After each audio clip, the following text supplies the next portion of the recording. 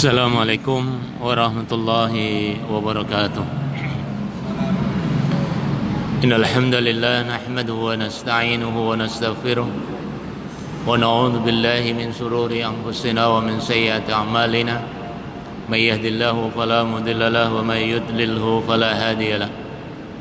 Asyhadu an la ilaha illallah wahdahu la syarika lah wa asyhadu anna Muhammadan abduhu wa rasuluh.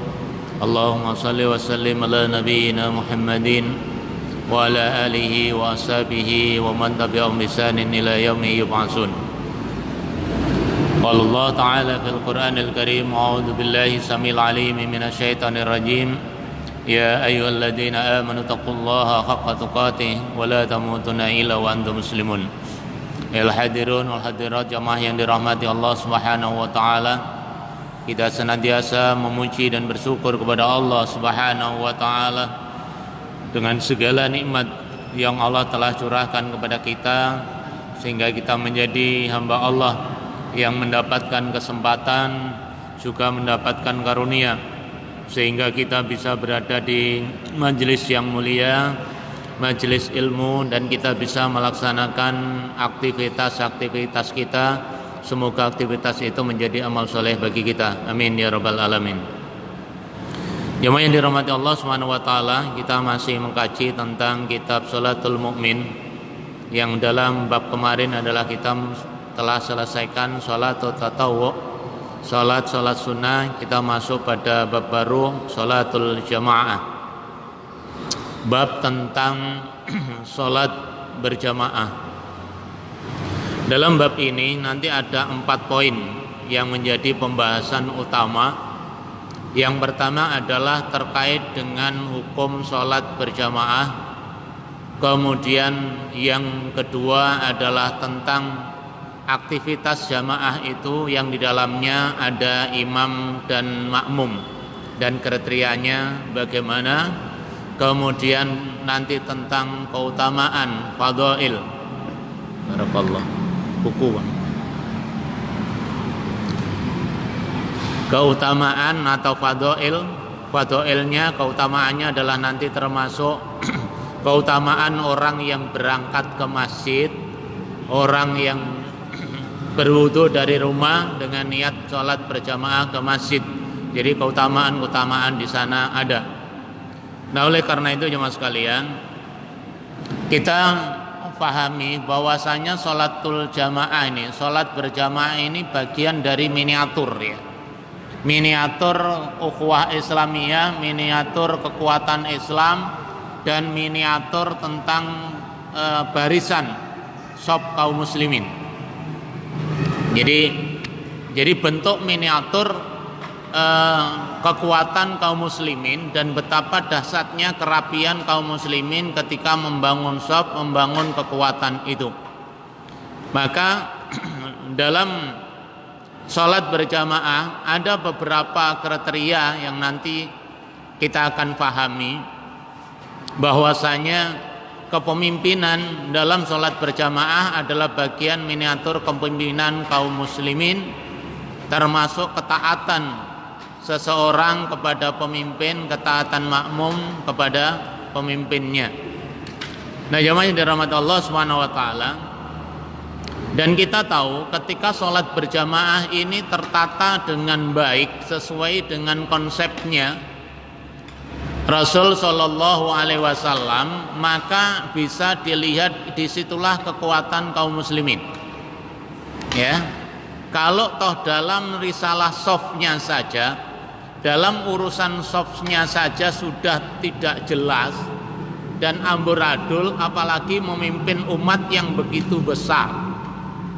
Maka miniatur ini menjadi miniatur yang betul-betul harus kita pahami, ya, harus kita renungi. Disitulah ketika orang telah sholat berjamaah ini satu bukti bahwa kesatuan kaum muslimin yang diikat dengan nilai-nilai ilahiyah, nilai-nilai Rabbani, maka disitulah hati kaum muslimin itu terpaut dengan nilai-nilai Islam dan dengan satu tujuan, ibadah kepada Allah Subhanahu wa taala.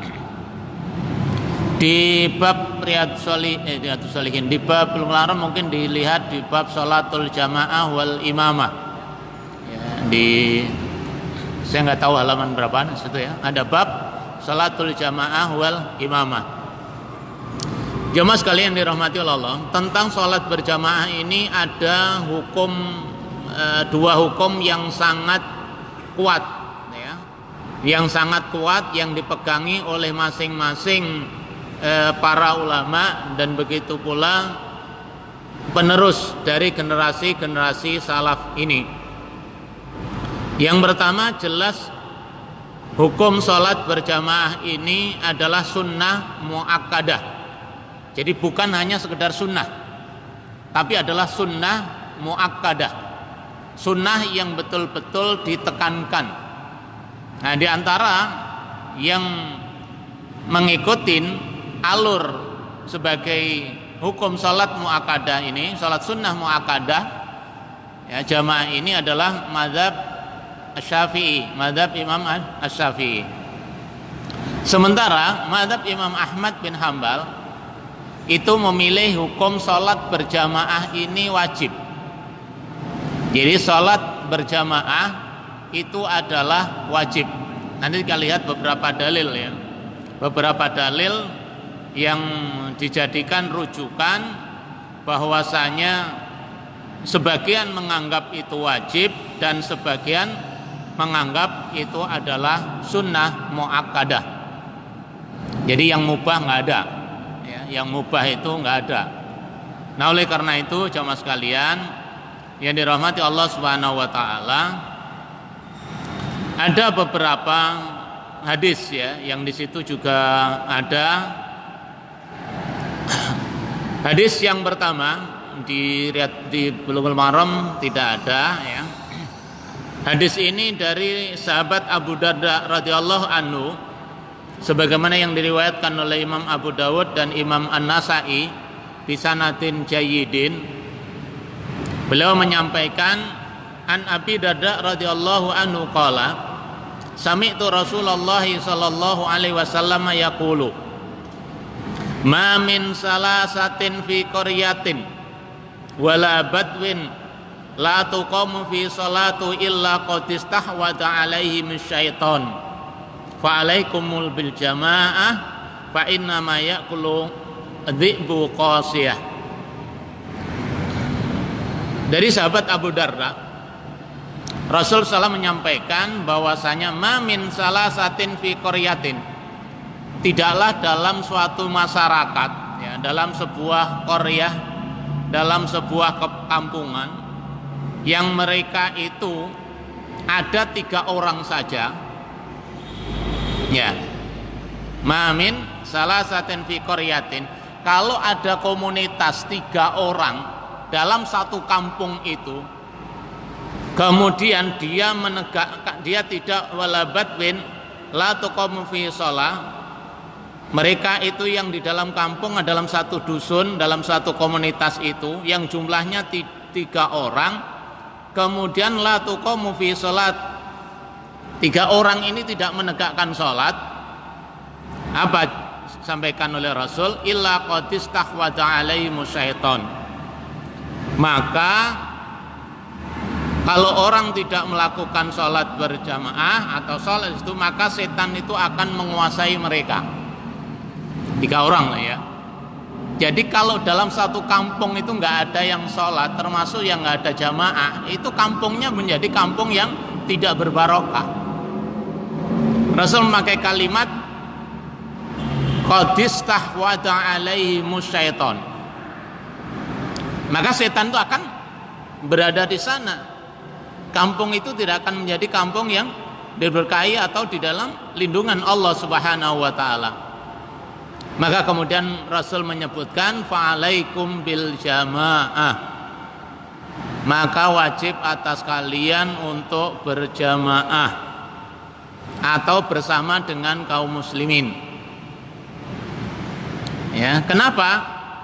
Fa inna ma ya'kulu dhibul qasiyah, karena sesungguhnya serigala itu hanya akan menerkam kambing yang sendirian. Bahasa kinayahnya gini, kalau orang itu ya satu tidak ada komunitas berjamaah, maka nilai-nilai kehidupan itu tidak akan mendapatkan naungan dari Allah Subhanahu wa taala. Nah, kemudian jamaah itu bagian satu kekuatan. Kalau orang itu sendirian itu mudah untuk dipatahkan. Mudah juga untuk menjadi santapan serigala. Kalau dalam komunitas besar, kalau orang sendirian, sementara musuh-musuhnya besar, DWI sendirian, ya selesai kan. Tapi kalau jumlahnya banyak, maka kekuatan itu utuh. Ya, seakan-akan serigala, musuh-musuh Islam itu nggak akan pernah berani. Tapi karena umat Islam bercerai-berai, misalkan seperti itu, maka itu akan menjadi kelemahan sendiri. Kekuatan kaum muslimin hilang.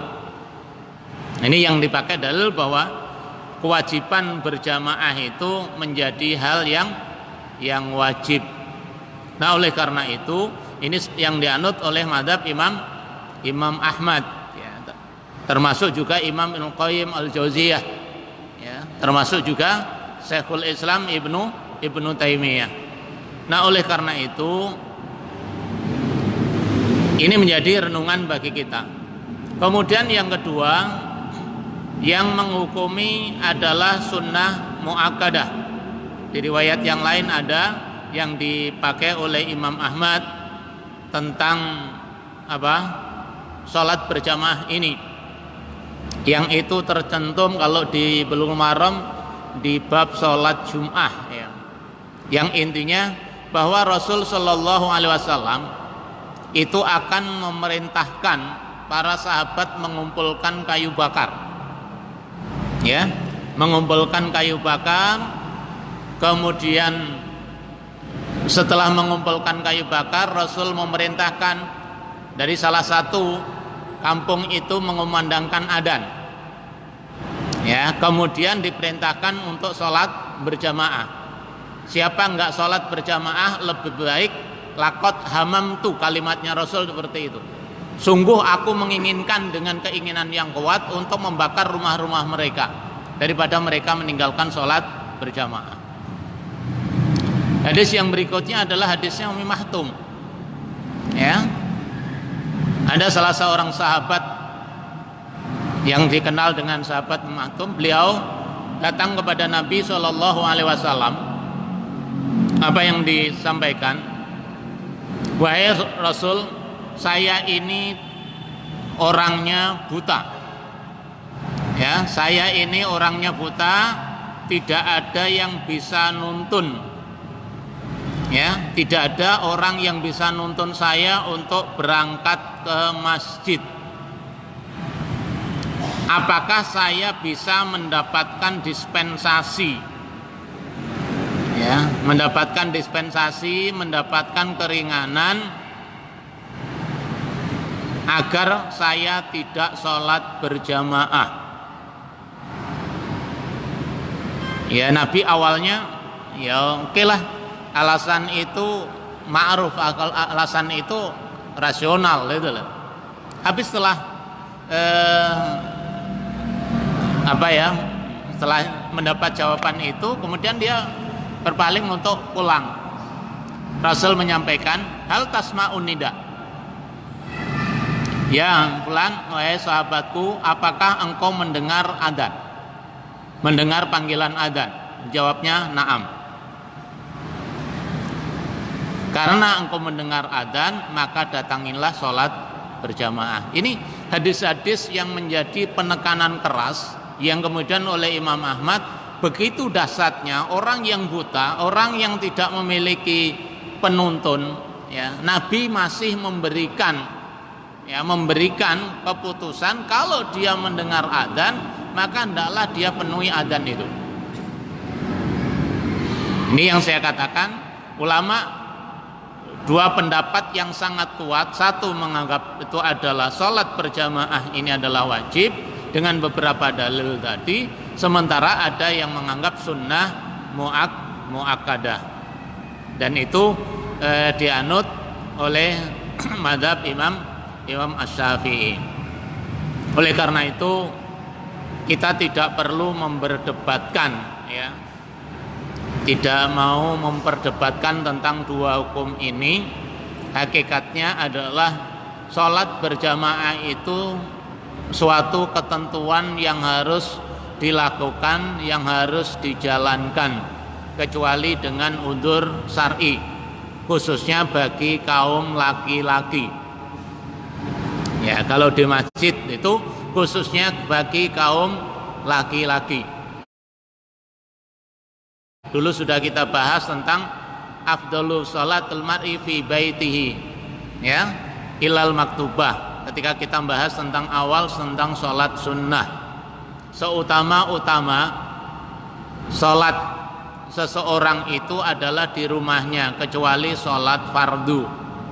Maksudnya sholat fardu itu adalah di masjid untuk berjamaah. Adapun kaum wanita memang afdholiyahnya adalah di rumah mereka.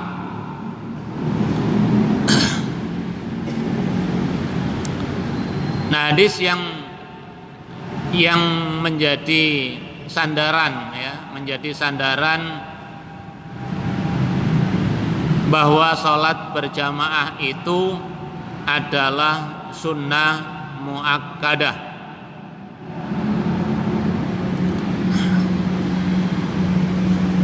Ketika menafsirkan ayat surat Al-Baqarah ayat 43, di sana Allah berfirman, wa aqimus shalah wa atuz zakah warka'u ma'ar raki'in. Ya. Wa aqimus shalah wa atuz zakah. Dirikanlah sholat dan tunaikan zakat, warka'u ma'ar raki'in, dan rukuklah kalian bersama orang-orang yang rukuk. Raka'a ini ada makna lafdun, berarti rukuk itu adalah sholat berjamaah. Rukuk di sini adalah juga bermakna dengan tunduk dan patuh kepada Allah Subhanahu wa ta'ala. Nah, sedangkan hadisnya Imam Bukhari dan Muslim yang mengisyaratkan bahwa orang-orang yang tidak mau sholat berjamaah kemudian dibakar, lebih baik dibakar rumahnya, sebagaimana hadis Rasul Shallallahu Alaihi Wasallam, dan juga hadis yang diriwayatkan oleh Imam Bukhari dan Muslim, salah seorang sahabat yang minta dispensasi kepada Rasul SAW sehingga hukumnya wajib. Nah, yang menghukumi sunnah muakkadah dengan berdalil dengan beberapa hadis, ya, sekali lagi ini tidak perlu diperdebatkan. Yang jelas nggak ada alasan atau hukum sholat berjamaah itu mubah, nggak ada, ya, mubah itu nggak ada, atau sekedar sunnah sajalah, ya. Nah, hadis-hadis yang dijadikan rujukan nanti kita mengambil mana yang lebih aqwa, ya, mana yang lebih kuat, ya. Hadis yang pertama, insya Allah di situ ada, ya.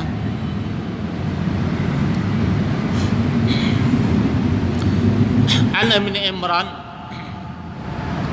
Ibnu Umar anna Rasulullah sallallahu alaihi wasallam qala salatul jama'ati afdalu min salatil faddi bisab'in wa isrina darajatan. Salatul jamaah, salat berjamaah itu afdol. Nah, kalimat afdolu ini berarti menunjukkan apa?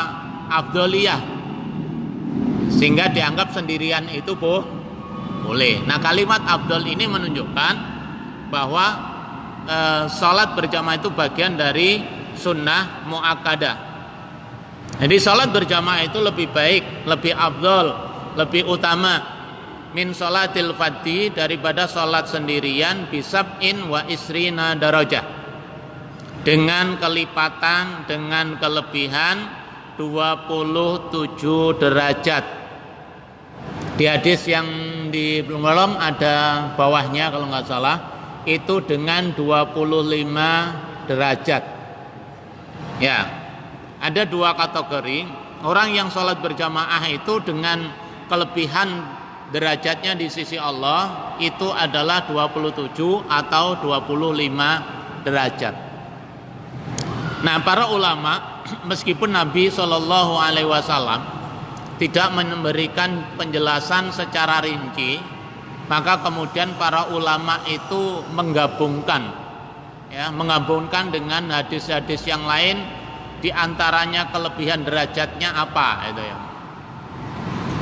Yang pertama, apakah itu 27 atau 25? Di kalangan ulama al-fiqih tidak menjadi perdebatan, tapi tingkatan itulah yang menyebabkan berbeda. Nah, tingkatan yang pertama, karena orang sholat itu jadi kita yang sholat ini boleh jadi yang diterima itu ada orang yang sholatnya, kalau sholat sendirian, kalau dia sempurna itu dapat 1, sempurna dapat 1, enggak sempurna bisa dapat separuh, enggak sempurna lagi bisa dapat 1/4, bahkan 1/8. Ada orang yang kemudian sholat enggak dapat apa-apa ya.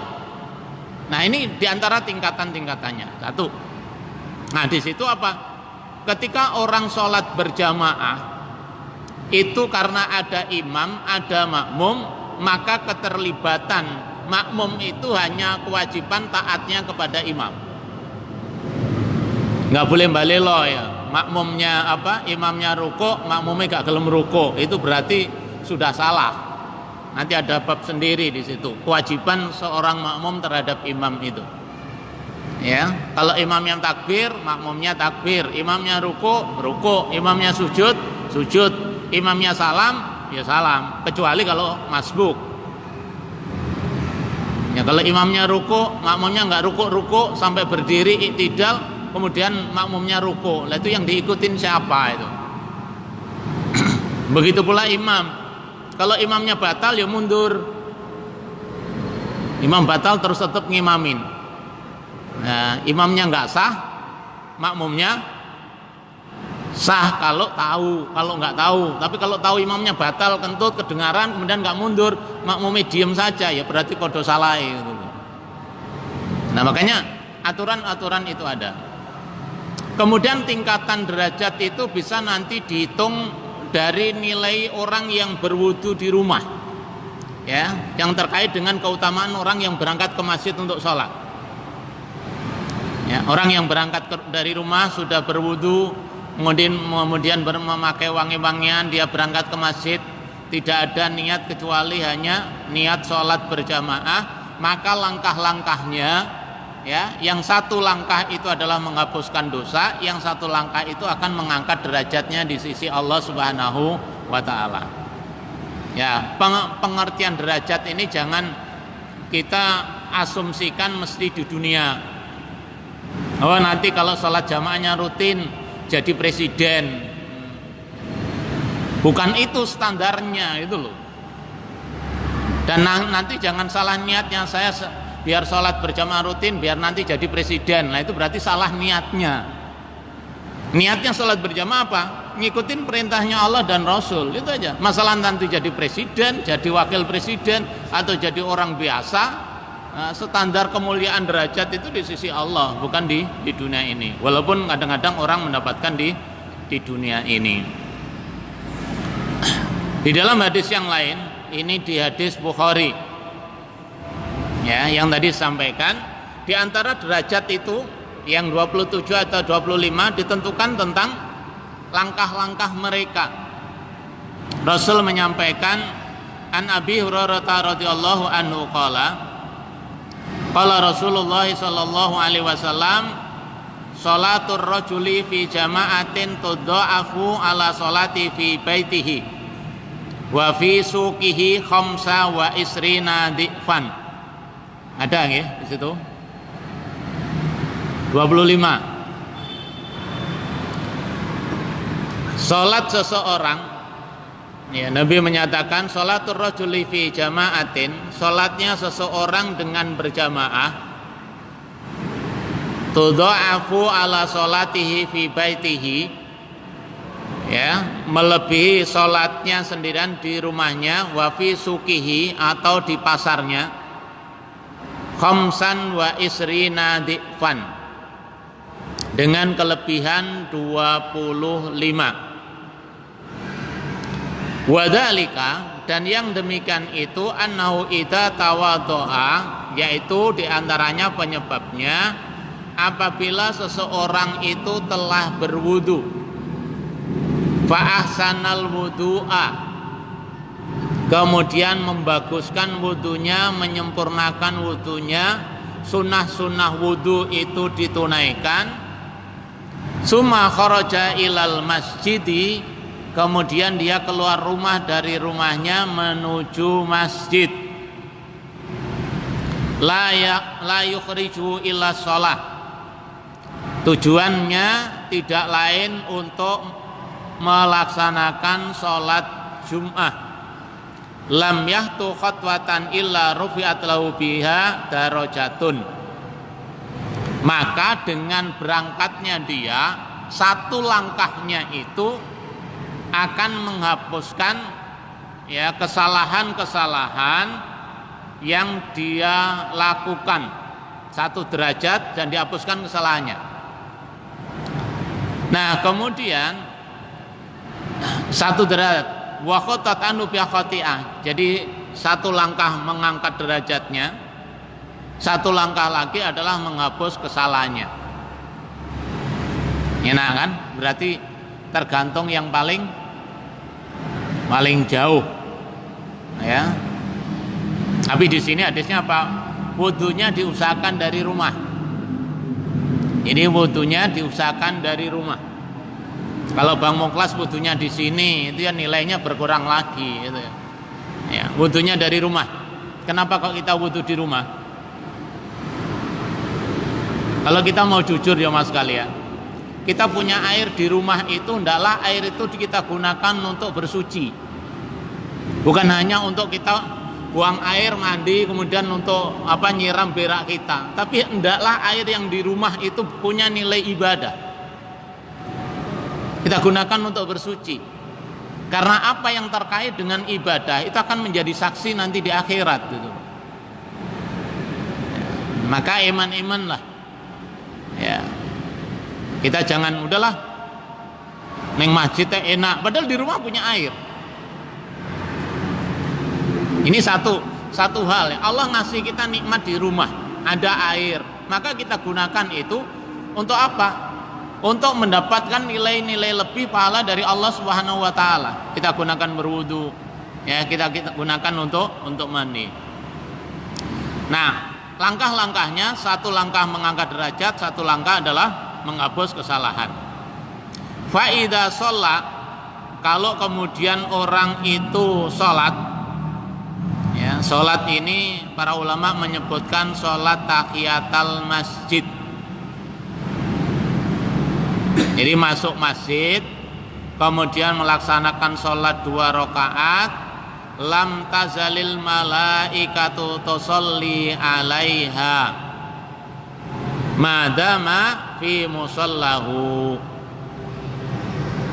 Nah, orang yang sudah masuk masjid kemudian sholat 2 rakaat, sholat tahiyatul masjid, apa yang disampaikan Rasul jamaah sekalian?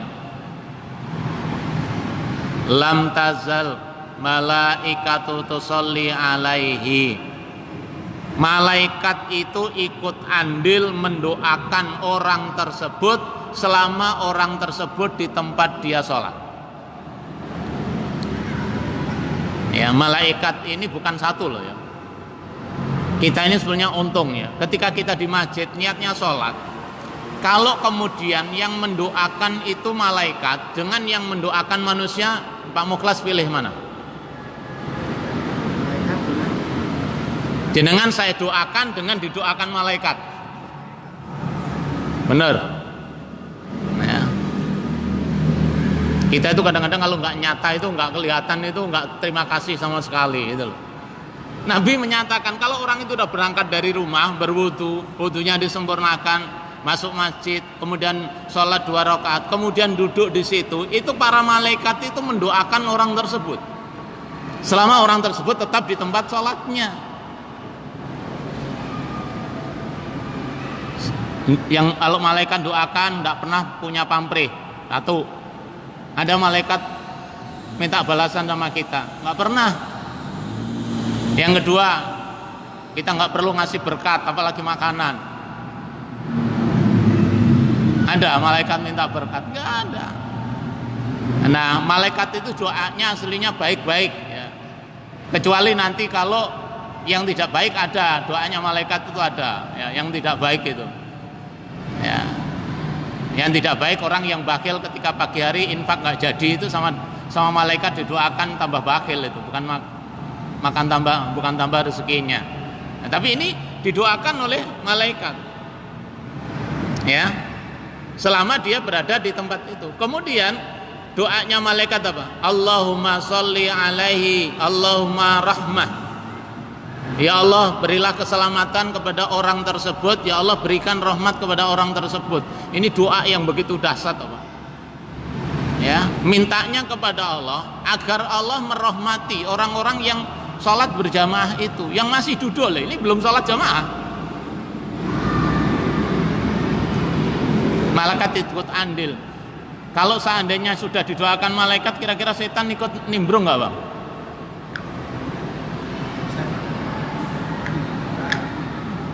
Kalau jujur ya malaikatnya udah ikut komunitas kita, termasuk hari ini di majelis taklim gitu kan, malaikat ikut hadir gitu loh. Makanya kita nggak perlu takut lah ketika orang diwafatkan dalam kondisi berbuat seperti ini, itu termasuk husnul khotimah. Ya. Kemudian wala yazalu ahadukum fi sholatin ma ing tadarus shalah. Bahkan ketika orang duduk menunggu dikumandangkannya iqamah untuk sholat berjamaah, maka dianggap dia itu telah mendapatkan pahala sholat sunnahnya. Ini diantara derajat yang diberikan oleh Allah. Ini dahsyatnya ya, dahsyatnya dari sisi nilai komunitas, nilai pribadi, bukan belum masuk nanti bagaimana nilai sholat berjamaah dalam sengkup kekuatan Islam. Ini nilai untuk pribadi masing-masing. Ya. Hadis ini diriwayatkan oleh Imam Bukhari. Jadi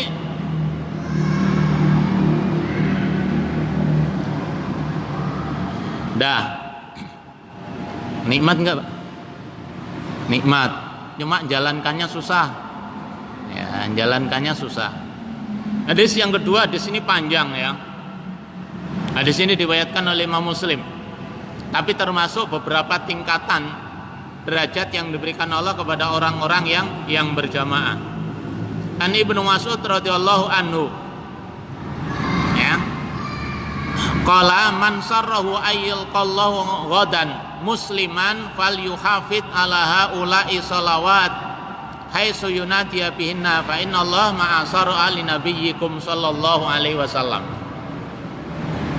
Sahabat Ibnu Mas'ud menyampaikan kepada kita, hadis ini diriwayatkan oleh Imam Muslim, bahwasanya barang siapa mansaro ayyul qallah wadan musliman, barang siapa yang ingin nanti ketemu Allah dalam kondisi muslim.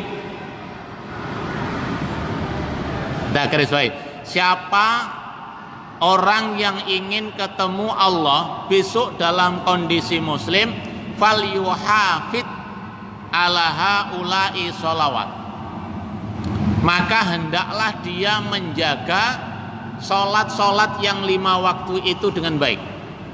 Termasuk di sini adalah berjamaah. Kapan? Haitsu yunadi bihinna, ketika orang itu diseru, dikumandangkan adzan, dipanggil oleh Allah Subhanahu wa taala. Bahasa gampangnya gini, kalau kamu ingin nanti ketemu dengan Allah dalam kondisi baik, dalam kondisi mulia, jaga sholat itu, penuhi panggilan Allah ketika kalian diseru oleh Allah untuk sholat. Ya. Fa innallaha syara'a li nabiyyikum sallallahu alaihi wasallam sunanul huda. Karena Allah Subhanahu wa taala telah menetapkan sunnah-sunnah ini yang harus diikutin, dan ini sudah diajarkan oleh Rasul sallallahu alaihi wasallam sebagai sunanul huda.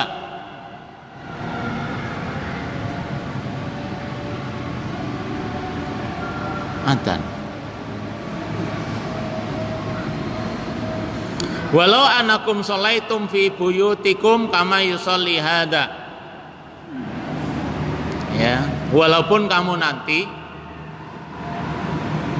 sholat itu kalau nggak bisa, kebetulan nggak bisa dilakukan di masjid, hendaklah dilakukan di rumah dengan jamaah itu. Jangan sampai ditinggalkan. Nah,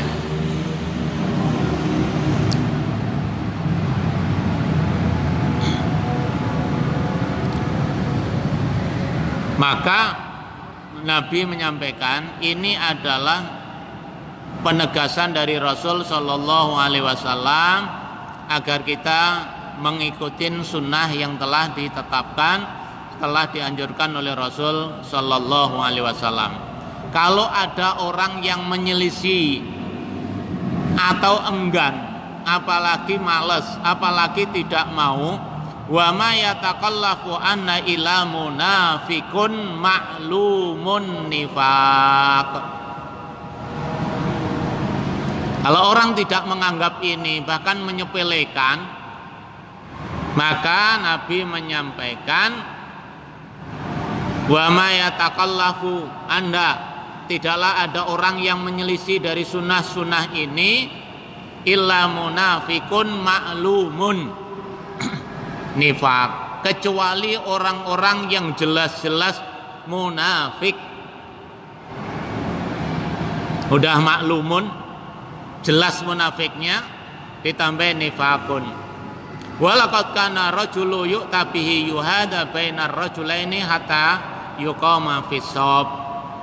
Maka kecenderungan seseorang jangan sampai punya sifat munafik karena menyalahi, karena tidak mau mengikuti sholat berjamaah atau nganggap sholat berjamaah itu tidak penting, maka dalam dirinya ada penyakit nifak yang sangat jelas.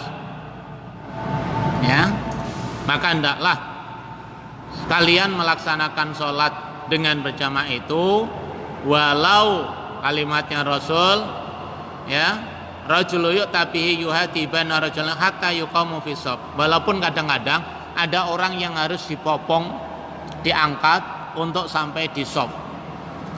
Jadi ada orang-orang saking girohnya tinggi agar tidak punya penyakit nifak, tetap mengikuti sunnah. Ada seseorang yang rela tetap ikut bersolat berjamaah walaupun harus dibopong, walaupun harus masuk dengan kursi roda, walaupun harus dengan duduk di kursi, maka itu tidak akan menghapus nilai kebaikan-kebaikan tadi. Nah, ini beberapa hadis dan masih banyak hadis yang lain. Intinya jamaah sekalian, inilah yang sebenarnya anjuran yang harus kita pahami tiap hari dari apa yang kita lakukan, sehingga kita punya giroh, punya semangat, punya nilai lebih di dalam kita beribadah ini. Insyaallah kita akan lanjutkan pada pertemuan yang akan datang. Semoga Allah memberikan kemudahan kepada kita, baik dalam hal menuntut ilmu maupun dalam mengamalkan ilmu yang kita peroleh. Allahumma arinal haqqa haqqan warzuqna ittiba'ah, wa arinal batila batila warzuqna ijtinabah. Subhanakallahumma wa bihamdik, asyhadu an la ilaha illa anta, astaghfiruka wa atubu ilaik. Wassalamualaikum warahmatullahi wabarakatuh.